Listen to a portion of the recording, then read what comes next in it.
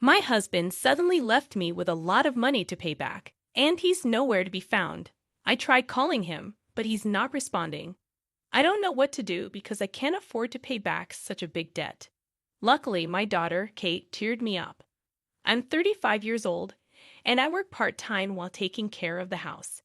Kate's dad, Rogan, is missing, and we're a family of 3. I met Rogan at a party where I was feeling nervous, but he made me feel better by talking to me. We exchanged numbers and started dating. When I told my sister, Talia, about Rogan, she couldn't believe it because I'm usually quiet and don't go to parties. Talia was surprised that I found a boyfriend at a party and thought I'd date someone from work. When I showed her a picture of Rogan, she thought he was handsome. After catching up with Talia, we said goodbye for the day. Talia, who's still single, seems content with her relaxed life and isn't really looking for a boyfriend or marriage. While I understand her perspective, I'm focused on building a future with Rogan. I imagine us getting married and having children, which would be amazing. As I headed home, I couldn't help but smile. A few years later, Rogan and I did get married. I'll never forget the overwhelming emotions when he proposed and our move to a new apartment. Living together felt surreal at first, but we cherished every moment, whether it was sharing meals, snuggling under the same blanket, or enjoying our days off together. Eventually, we were blessed with a beautiful baby girl named Rhea. Her birth brought immense joy into our lives, and I left my job to fully embrace motherhood. Rogan was always supportive, helping with household chores and taking care of Rhea so I could rest. I'm grateful to have married such a wonderful person, and living with Rogan and Rhea has been a heartwarming experience. A few years later, I found myself deeply regretting marrying Rogan. After Rhea was born, Rogan suddenly quit his job without consulting me. He explained that he had been having problems with his new boss, which had taken a toll on his mental health. While I understood his reasons, I was upset that he hadn't discussed it with me first. Our family depended on his salary, and such a big decision should have been made together. Rogan's vague responses to my concerns didn't ease my worries, but I had to trust him. Thankfully, he found a new job quickly, which was a relief. I considered working too, but I wanted to be there for Rhea while she was still young. However, Rogan seemed different after starting his new job. He brushed off my questions about how things were going, assuring me that everything was fine, but his behavior made me uneasy. But I felt that pushing him further might upset him, so I handed Rhea to him and went to take a bath. A few days later, Rogan came home looking dejected. As I tried to ask him what had happened, memories of his previous sudden resignation flashed through my mind. Did he quit his job again so soon? Sadly, my suspicions seemed to be right. I quit my job, he said. I just couldn't get along with the people there. I couldn't stand being constantly directed by someone much younger than me. I just couldn't bear it anymore. I see, I replied, trying to stay calm. But we'll get through this. We'll find another job. I'll help in any way I can. Suddenly, Rogan's expression changed, and he raised his voice at me. Hey, what's with that look? You don't like that I quit? You're able to eat because I work. You just stay at home and you're acting all high and mighty. With that, he threw his bag onto the living room table. I was stunned. Rogan had never spoken to me like this before. Unable to contain his anger, he grabbed a whiskey from the fridge and downed it in one gulp. I felt terrified. I've always been grateful to him and tried to be supportive as much as possible. But his sudden outburst created a rift in our relationship. Since then, Rogan has been in a cycle of finding and quitting jobs. We've lived in uncertainty, experiencing many anxious days. At first, I tried to understand his feelings and said nothing. Given the circumstances, I couldn't stay silent any longer. You're annoying, I told Rogan. If you have complaints, then you work and earn money. You rely too much on me. But there's Rhea to consider, so what's your point? Lately, Rogan had been losing interest in Rhea and seemed to be avoiding her. When Rhea was born, he took great care of her and was genuinely happy. But observing him now, He felt like a completely different person. No matter how much I pleaded, Rogan showed no interest in continuing his work. Eventually, I decided to entrust Rhea to Talia and started working on my own. I'm really sorry for having to leave her with you, I said to Talia. It's okay. Rhea and I will wait together, she reassured me. Rhea, who had just started attending kindergarten, wasn't a major concern when it came to leaving her with someone. Part of it was because I trusted Talia to take care of her. But Rhea was also remarkably mature and calm for her age. She showed interest in newspapers, read them on her own, and could even write long and somewhat complex sentences. Rhea had a quiet disposition and was exceptionally composed for her age. When she started kindergarten, I was concerned about whether she'd be able to make friends and communicate effectively with others besides me. However, it turned out I didn't need to worry. Rhea made many friends in kindergarten and enjoyed her time there. As a parent, that was the most heartwarming thing to witness. Given the situation, I felt it would be no problem for me to work outside the home. When I started looking for a job, I found one quicker than expected. Thus, I began working full-time. The pay was better than I had anticipated, so even if Rogan quit his job, our finances would probably stabilize, thankfully. The work environment was also pleasant, despite the busy days. I enjoyed working. A few years after I began working, Rogan finally found a stable job. It seemed like he might have finally found a workplace that satisfied him. Upon learning this, I felt a profound sense of relief. Over time, Rogan's demeanor started to brighten, and he seemed to return to the man I knew in the early days of our marriage. He became considerate of the challenges I faced juggling work and family, often asking, "Has it been tough? Aren't you tired?" I was a bit taken aback by this transformation. Perhaps job stability had given Rogan peace of mind. Rhea was growing up healthily, and Rogan started acting like a caring father to her once again. Seeing Rhea play joyfully with Rogan always warmed my heart. Still, the thought of returning to the way things were before made me anxious about leaving my job. Therefore, I continued to rely on Talia for childcare. "How's Rhea? Is she looking well?" I asked Talia one day. "Don't worry, she's playing happily," Talia reassured me. As long as Rhea was doing well, I could be at ease. I'd probably continue to depend on Talia. I had been considering treating Talia to something she liked as a token of my appreciation. Several years went by, and Rhea was now in the 3rd grade of elementary school. She attended school every day with great enthusiasm. The family's bond was just like before, harmonious and loving. I wondered what had caused the previous rift between Rogan and me. Our home life felt so stable, almost as if the past problems had been forgotten. Then one day, Rogan made a suggestion. "Ever think about getting a new car?" "A new car?"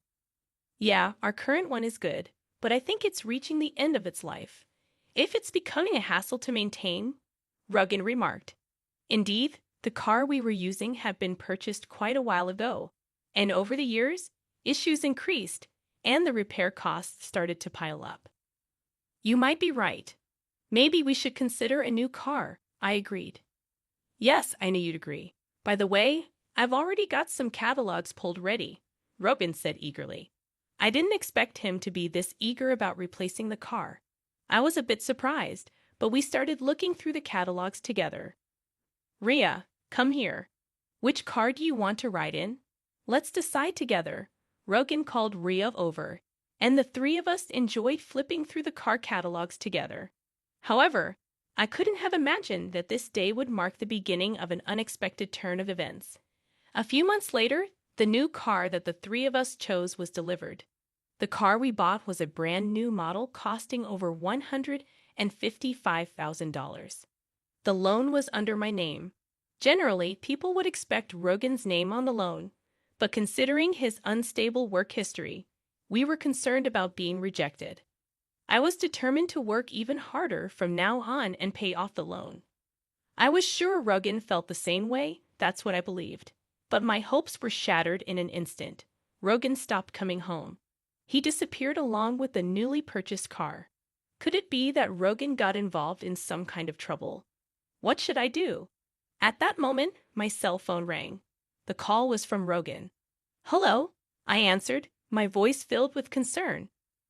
"Rogan, what are you doing? Where are you now? You disappeared all of a sudden, and the new car is gone. What happened? Did you get caught up in some trouble?" I tried to convey how I had worried every day until then, but Rogan laughed at my concerns and said something unbelievable. "Actually, I found a new lover. She's more important to me than you," he said bluntly, leaving me stunned and devastated. "I've fallen in love with someone else. I've already taken care of the divorce notice. I'd appreciate it if you stopped getting involved." Rogan's voice echoed in my ears. I couldn't believe what I was hearing. The mention of a divorce notice shocked me to my core. However, a memory of a discussion we had during a big fight resurfaced. Submitting the application to the court meant that both parties agreed to the divorce. I deeply regretted letting my emotions take control at that time. "Oh, by the way, I have a debt. I'm counting on you to repay it," Rogan added casually. "What? How much debt are we talking about?" I asked, feeling overwhelmed. "I think $200,000, give or take. I'm leaving all the repayments to you," Rogan replied before abruptly hanging up the phone. I never thought something like this would happen to me. Were all of his kind smiles in the past just lies? As these thoughts crossed my mind, I could feel the strength drain from my body. "Mom, what happened?" Raya rushed over, looking concerned. "It's okay, honey. Thank you."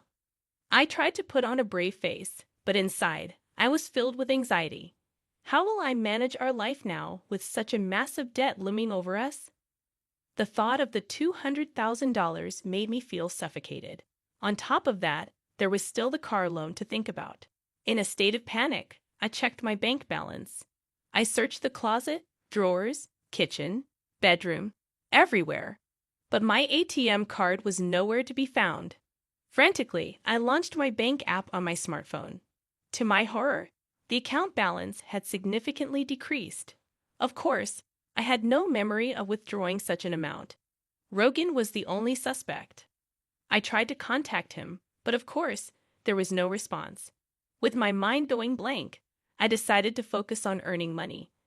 I kept this a secret from Talia to avoid unnecessary worry, and I also kept it from young Rhea. A few weeks after Rogan disappeared, I lost consciousness at work.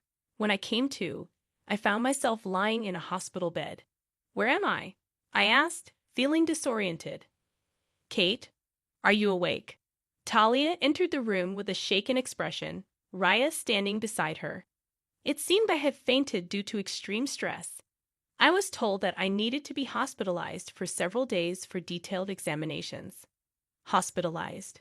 What should I do? I wondered aloud. "After you're discharged, let's talk about Rogan," Raya said suddenly. I was surprised to find out that Raya knew the truth. When it was time for my discharge, I felt a bit down, fearing Talia might point out that I wasn't supposed to let her know about it. Then, the next day, various tests were conducted. The results revealed that my poor health was due to cancer. Fortunately, it was still in the early stages, and there was hope for recovery through surgery. Although the surgery went well, returning to work immediately seemed impossible. I had no savings and medical bills were piling up. During these challenging times, Talia and Rhea became my pillars of support. When Rhea explained the situation with Rogan and my current state to Talia, she was even more furious than I had anticipated. Talia tried to locate Rogan with a plan to make him repay the debt and medical bills, but his whereabouts remained unknown.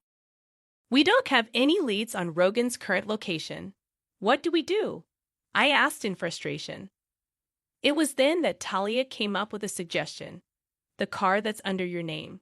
Rogan has it, right? How about we try to get it back?" "Is that really possible?" I asked in surprise.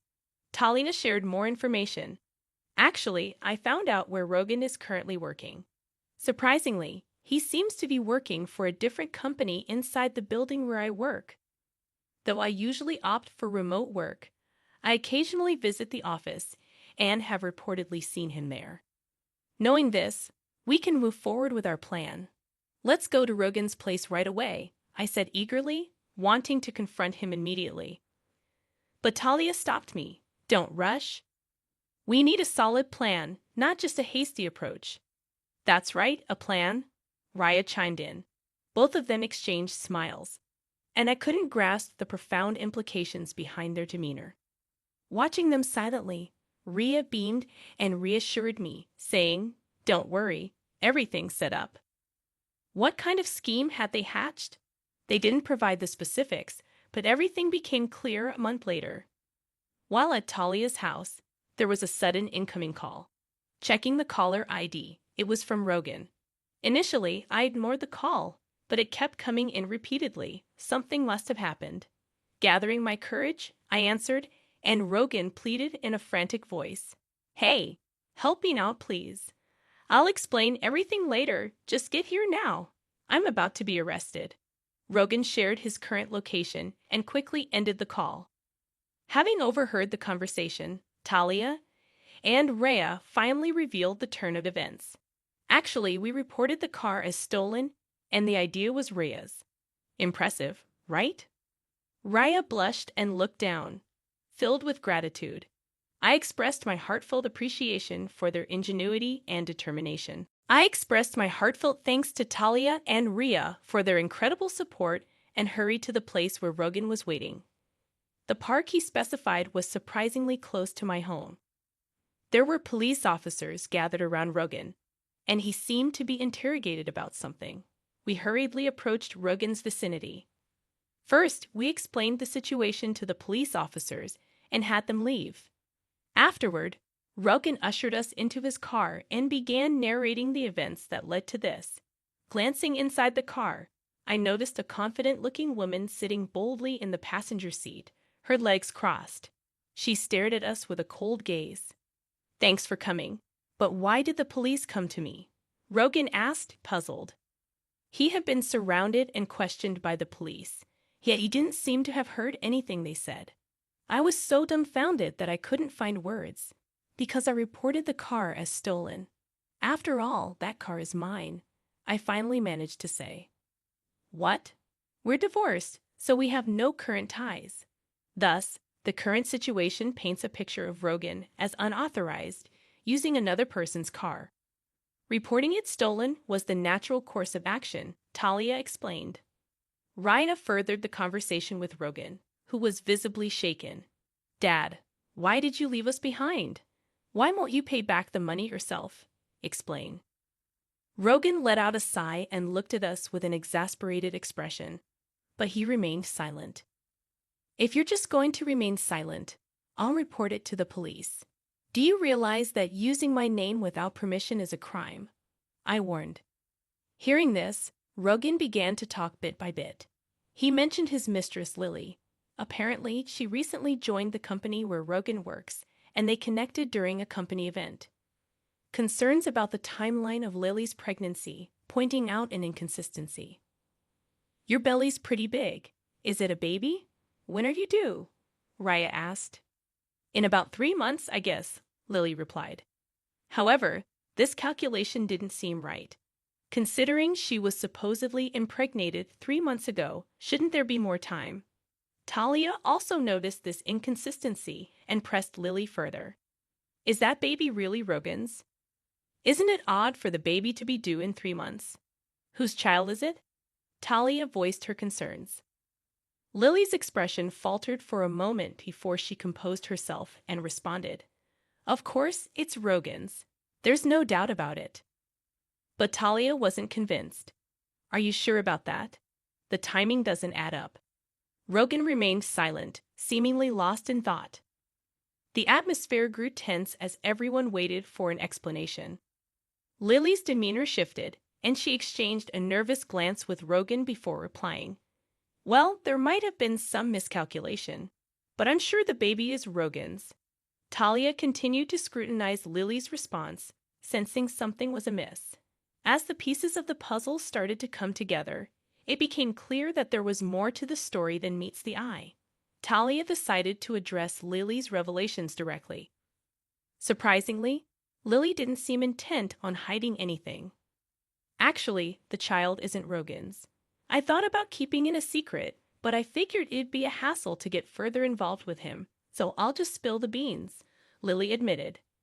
Is that why you were honest about the debt too? I asked. Yeah, there's no point being with Rogan anymore after all, Lily said with a mocking expression. The atmosphere grew heavy and tense. I felt the urge to get away from there immediately. Meanwhile, Rogan stared intently at Lily with an incredulous expression. Hey, what are you talking about?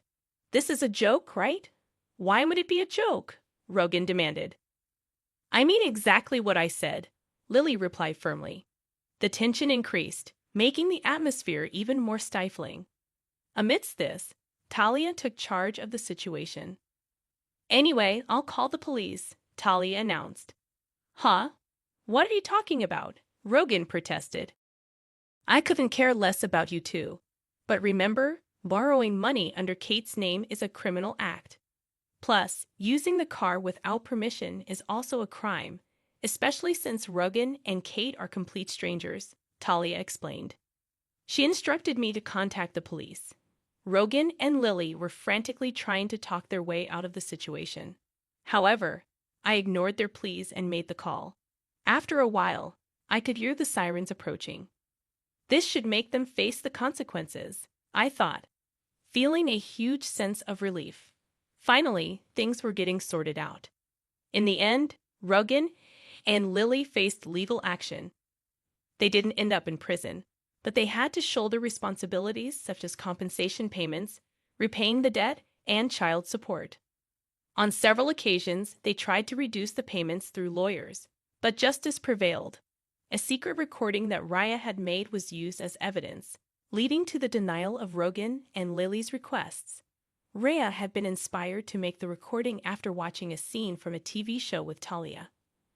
I marveled at Raya's quick-wittedness and couldn't help but wonder about the kind of shows Talia had exposed her to. Now Rhea and I live with Talia, and Rhea doesn't face any issues commuting to school since the distance from our previous residence was quite close. The car was safely returned, and it seems Rogan is somehow managing the debt. If Rogan hadn't made those wrong decisions in the first place, he wouldn't have had to face such hardships. Throughout this whole incident, the presence of Talia and Rio was significant, and thanks to them, the situation is heading towards resolution. I'm determined to work hard from now on, hoping for a peaceful life with the two of them.